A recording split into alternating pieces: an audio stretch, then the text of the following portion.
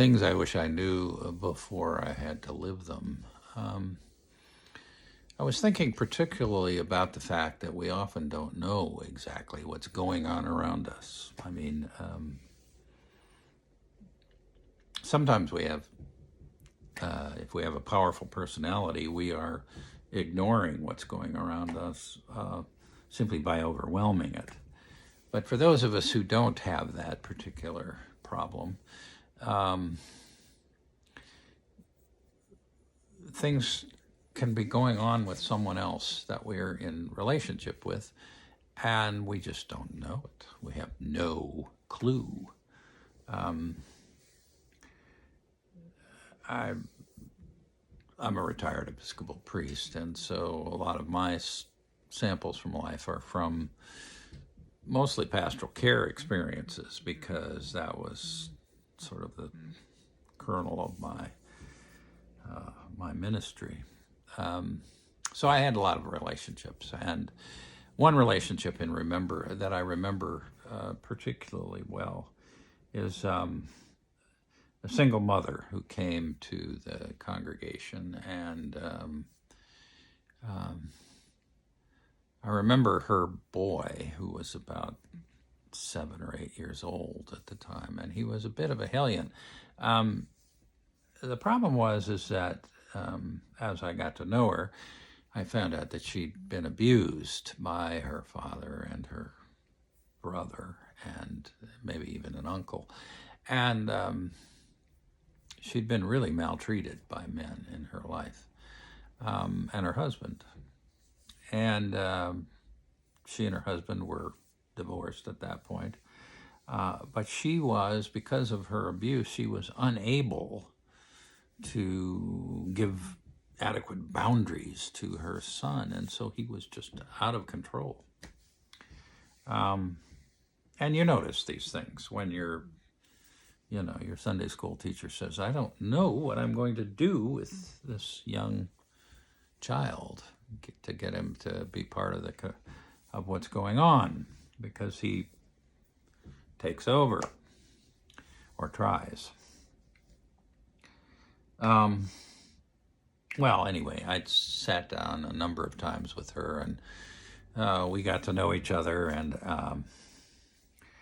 it was a pastoral care situation. I was just listening, and she was there in the church about a year, a little over, I think, and then she just disappeared. She and her son, they were gone, and we had several people try to contact her, but she was more or less unavailable to them. And so we just didn't know quite what to do about it, but we just let it go. As you do with those things. There are lots of things going on in the world that you can't do anything about, so you just do what you can, and then when you know you can't, you let them go. About a year or so later, I was taking a class at the community college.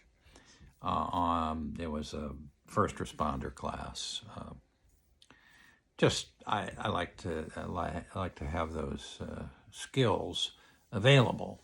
I'm ministering to a group of people, and people can have those problems sometimes. So I'm there. I'm actually in the lunchroom at this particular moment, getting something to eat, and I see this woman whom I haven't seen in quite a while.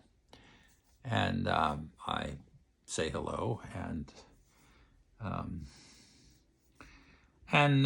we sit down and we have a lunch together. And over the lunch, she told me why she left. She said that as I knew, she had had horrendous relationships with men in her life, and I guess I was one of the few people who had treated her well in that process. And she had transference kind of experience of falling in love.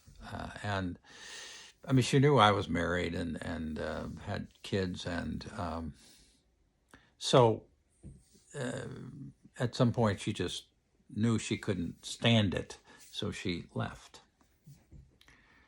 Well, it was a total surprise to me. I was just doing what I saw needed to be done with her, help her move along. She was doing pretty well, actually, and she told me she'd actually gotten some therapy, and it really helped with her son and developing some boundaries for him and improving her ability to interact with him, which was good news. Great news, really. But that was what she said to me was a surprise. It had never occurred to me. Ministers are in counseling situations, and you don't think of transference, countertransference kinds of experiences. But that's what it was, pretty much. She saw another possibility to life. She realized that not all men were the kinds of terrible people that she had been raised by, and so she naturally felt the way she felt. But this is the point I'm trying to make, I was totally unaware. I mean, I was just doing good if I could. And, well, it was sort of a naive unawareness on my part. Whenever you're in a